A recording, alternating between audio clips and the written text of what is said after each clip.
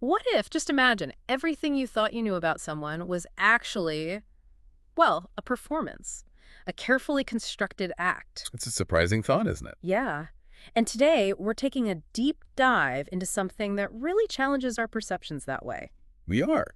We're looking at recognizing autism in women and girls. Specifically, how it often goes unrecognized or misdiagnosed, because the traits everyone sort of knows, they're mostly based on how autism looks in boys. Exactly, the classic picture.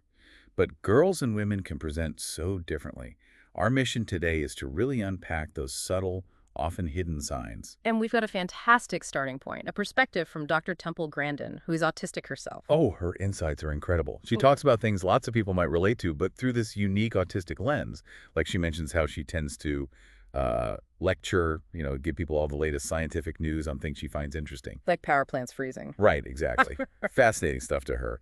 But then she struggles, really struggles, with that quick back and forth chit-chat. Because of her brain's processor speed, she calls it. Yeah, it's such a clear way to put it. And she also shared how people thought she was maybe stuck up in college because she didn't always say hi, or she'd laugh at something totally unrelated, or just point out a car type on the highway, kind of out of the blue. And she makes this really important distinction between a cognitive, intellectual brain and a social-emotional one. Saying we need both for the world to work, it just perfectly sets the stage for what we're digging into. It really does, because the core issue we'll keep seeing is this idea of masking. Right. Autistic girls and women often mask their symptoms. It's not just pretending. It's like a survival strategy. A deep-seated survival strategy. Yeah. To try and fit into a neurotypical world that doesn't always understand them. Jennifer O'Toole, she's an autistic author, she put it so powerfully. What did she say? She said, basically, when doctors, parents, teachers, even TV shows describe typical autistic kids, they're actually describing male traits, patterns noticed from watching boys, only boys. And girls aren't boys. Exactly. So they mislabel us. That's her quote. It's stark. And the cost of that masking, it's huge, isn't it? Exhaustion, depression. A little self-esteem.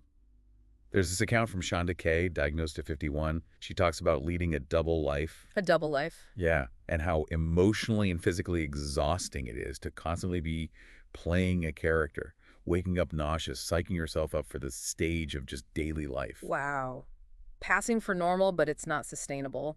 That sounds like an incredible burden. It is a perpetual act. So to understand this hidden experience, we really need to start with social communication, specifically that two-way street of reciprocity. Okay, reciprocity, the DSM-5, the diagnostic manual, talks about deficits here, right? Like trouble with back and forth conversation. Yeah, deficits in back and forth chat, reduced sharing of interest or feelings, maybe not initiating social interaction or not responding what others do. It sounds straightforward on paper, but I think what we're exploring is how incredibly subtle these things can be in women.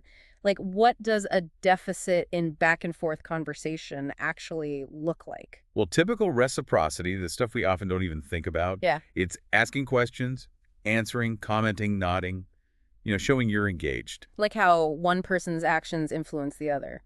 A baby clapping back when you clap. Exactly. Or kids just naturally starting to play house together. Yeah. But for autistic girls and women, it can manifest really differently. And that leads to all sorts of misunderstandings. They can feel like such outsiders. And what's fascinating is how well these struggles can be hidden, sometimes deliberately. Oh, definitely. Yeah. Take Cheyenne. As a baby, she wouldn't peek out shyly. She'd bury her face in her mom's chest. Yeah. Later in school, she wouldn't approach kids to play. If they asked her, she'd literally run away. So more than just shy. Much more. She found reciprocal conversation just impossible. She felt it was hopeless to even try to educate them about the science facts she knew so well. The connection just wasn't there for her. Then there's Akiko. Didn't speak till 3, then boom, full sentences. Right. But if someone said, "Nice dress," she wouldn't respond because it wasn't a direct question, so people thought she was stuck up. Oh, that's tough. And she had physical empathy, like feeling someone else's twisted ankle. Yeah, her own ankle ached. And trying to be kind, she walked away, thinking the girl needed privacy. But everyone else saw it as cold-hearted. The intention was there, but the social translation was totally off.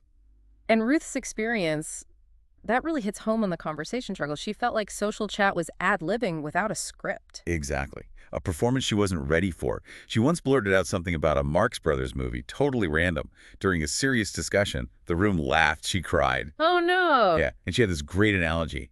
Trying to join fast conversations was like trying to run into double Dutch jump ropes. Whoa, you have to time it perfectly or you get hit. Right. And if you miss your moment, your perfectly planned comment is suddenly irrelevant.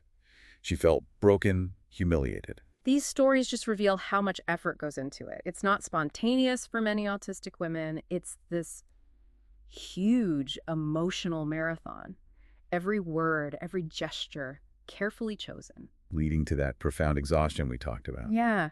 If you've ever felt like you missed the unspoken rules or just couldn't keep up with the banter, maybe this offers a new perspective on what that might feel like for someone else. Okay, so let's shift a bit to nonverbal communication.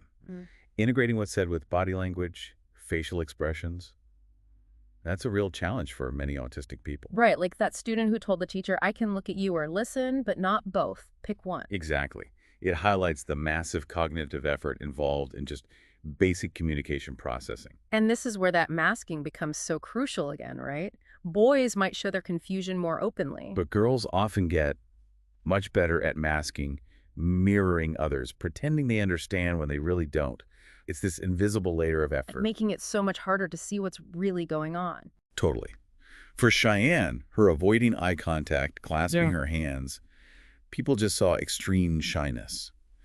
They never guessed autism because she wasn't combining words and gestures naturally. And Olivia trying so hard she researched gestures online. Yeah, but still got it wrong.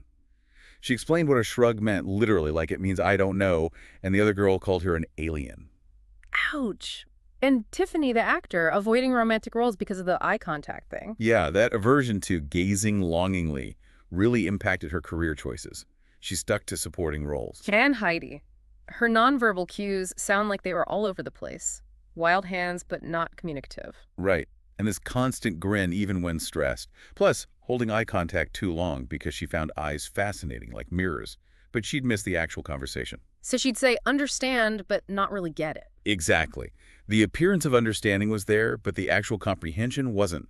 She got in trouble later. So for anyone listening, especially professionals, maybe don't assume a flat expression means no emotion, or that eye contact is easy. Definitely probe deeper. Ask if eye contact feels, invasive, uncomfortable, stressful, painful, or just weird. Ask if they remember teaching themselves to do it. Like Nikiba Todd said, trying to time how long to look before looking away. Precisely. It's often a consciously learned skill, not something natural. Which leads us right into relationships, navigating that complex people-y world, as you called it. Yeah, that term captures it well. The DSM points to difficulties developing, maintaining, understanding relationships. Like Madge Willard, the autistic pianist, said.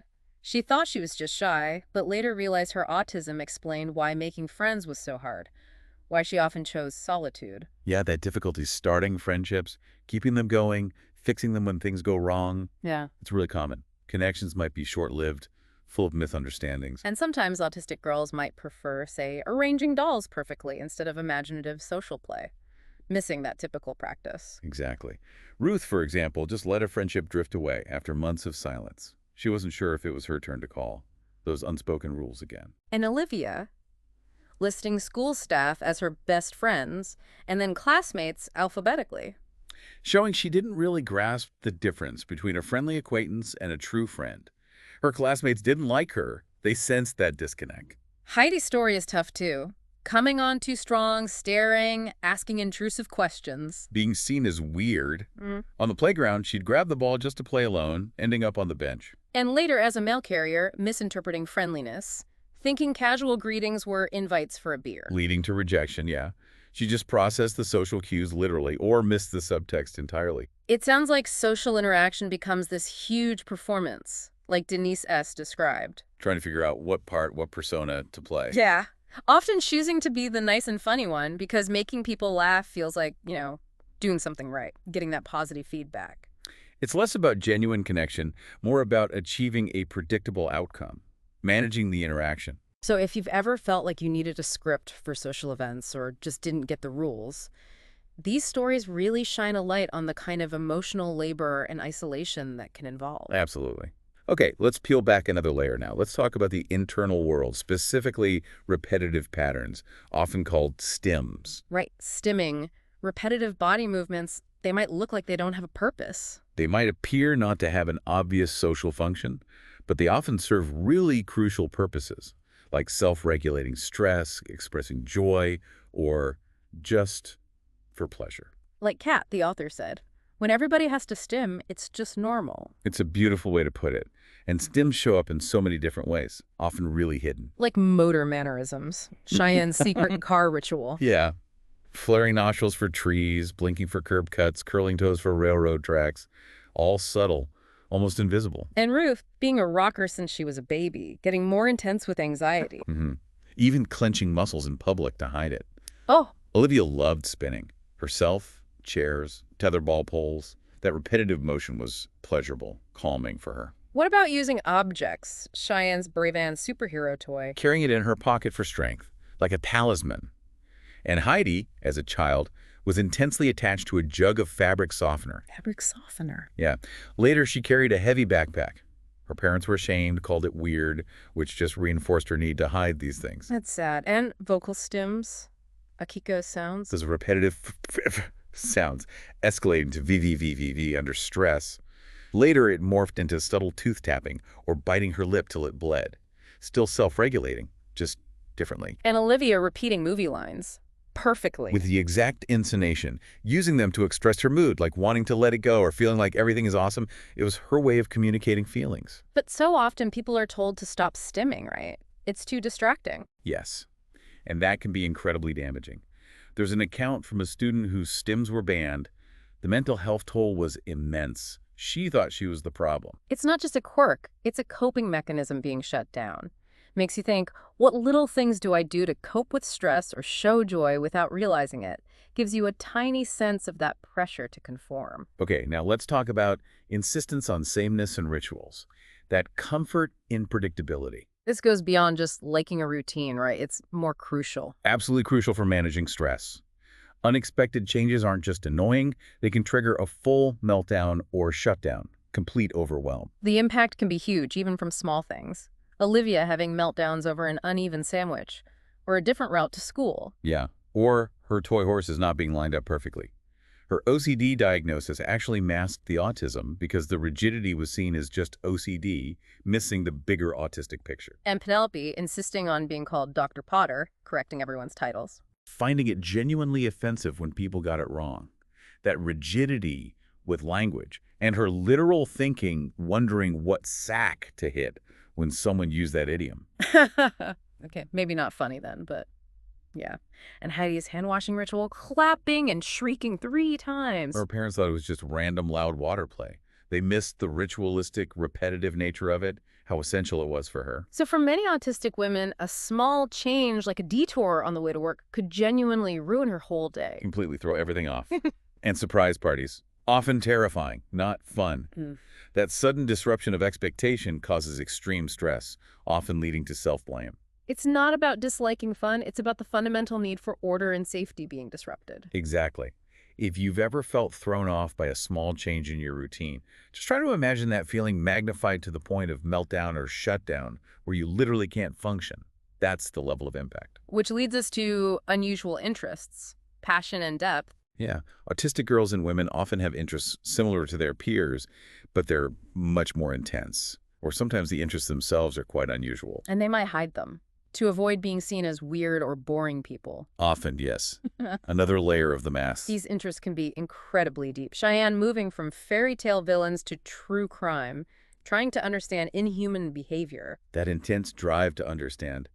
And Penelope, 3 PhDs. Entomology, paleontology, ornithology.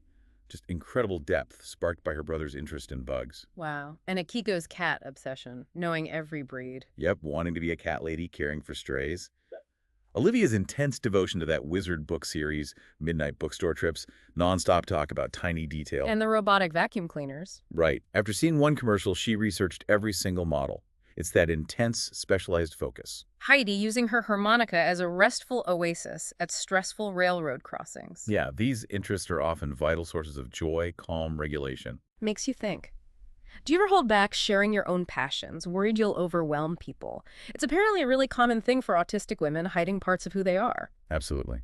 Okay, let's dive into something really fundamental now. The sensory world. It can be a symphony or sometimes, well, a cacophony. The DSM mentions hyper or hyporeactivity to sensory input, right? Or unusual sensory interests. Exactly. And someone can be both hyper oversensitive and hypo undersensitive even to the same type of input, depending on the situation. Preferences and aversions can be extreme. It creates a totally unique sensory profile for each person. Like Akiko's world being an overwhelming sensory nightmare. Yeah, extreme avoidance of sounds, doorbells, forks, scraping, intense sunlight making her shut her eyes, a very limited diet of only soft foods, no chunks, severe reactions to smells like perfume, a gag reflex. And even hugs being painful. That's proprioceptive feedback. Right, that sense of body position. Tight hugs were genuinely painful for her. But then you have Ruth finding bliss petting her cat that's tactile seeking, and finding the rocking or pacing kinesthetic feedback common when agitated. Olivia loved spinning kinesthetic seeking, but hated messy textures like finger paint, tactile avoiding. It's that complex mix. Tiffany sought out visual input ceiling fans, running water, twinkling white lights specifically. Not colored ones. Nope, white ones. But she had intense aversion to strong smells and would jump at sudden noises like a dropped script. Auditory hypersensitivity there. And Heidi was a multiple sensory seeker. Yeah, craving deep pressure jumping, carrying heavy things, putting things in her mouth, loving water play, delighting in sounds like her own shrieks or harmonica.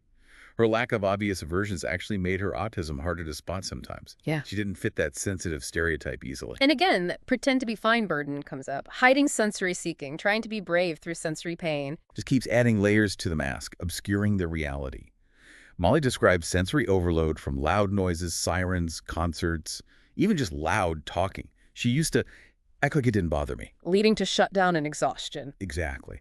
She talked about the full-body nervous system response to sounds like metal scraping. Nerves light on fire, muscles tense, eyes lose focus, can't hear anything else. She really stressed.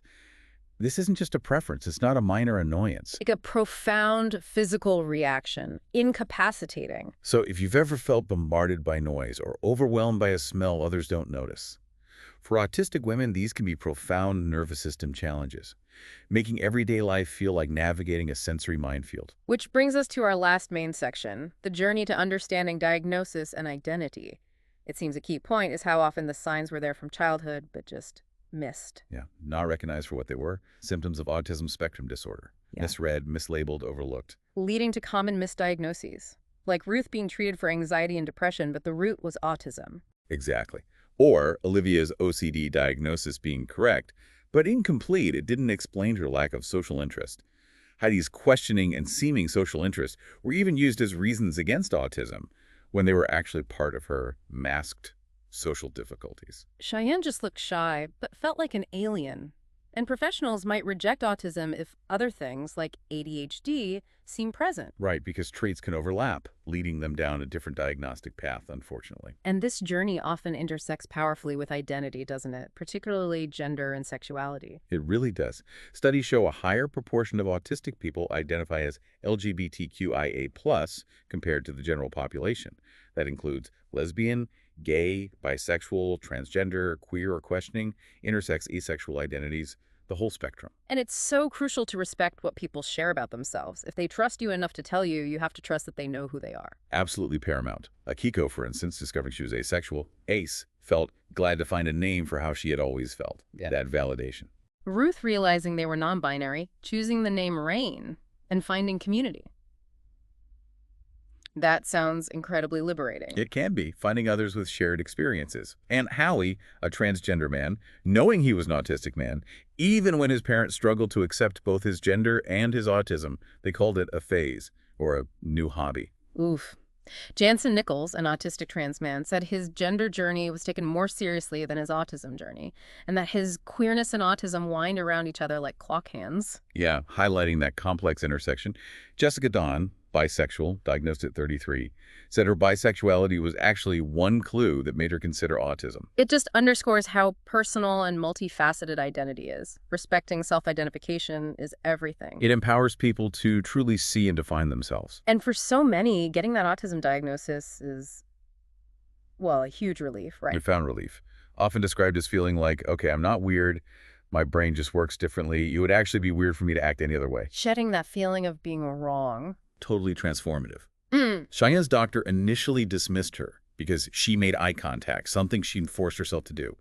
Later, getting diagnosed was a huge relief. Nothing wrong with her. Penelope almost lost her job, but the diagnosis led to workplace accommodations under the ADA, securing her tenure. It literally saved her career. Amazing. Rain's psychiatrist asked about masking fake eye contact, pre-planned scripts things Rain thought everyone did. The diagnosis was a freeing revelation. Tiffany saw herself in Temple Grandin, got diagnosed, found a neurodivergent community, learned self-advocacy, felt more and more at home with who she was. That community aspect is huge, and Howie's best friend accepted his diagnosis easily, even if his parents struggled more.